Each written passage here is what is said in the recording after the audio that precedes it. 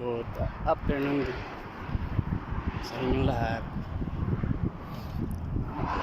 Today sa Saturday, wala tayong pasok. So guys, magsisimula na yung summer yata, maaga. Maliwanag na. Yung bahay namin nandun sa dulo.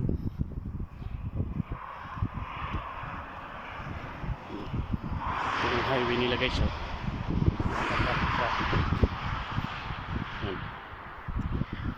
naglakad-lakad tayo kasi ilang linggo tayong walang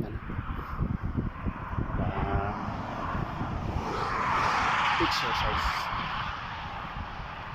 Hindi tayo sa bridge. Yan tayo.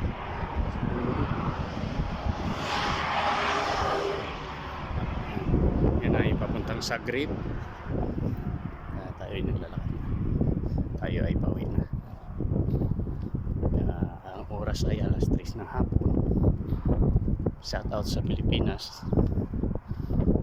at sa mga kapwa ko OFW.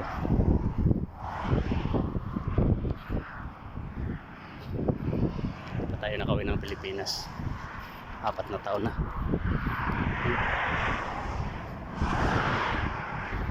Kaya ito, naglalakad-lakad tayo. Mainit kasi, lubot na yung mukha natin. Mahaba pa yung buhok natin guys. Okay, so mga bahay nila.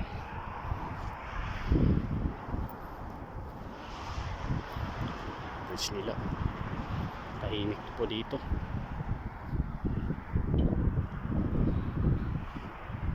Shout out sa mga kapwa ko OFW. Sipag-sipag lang.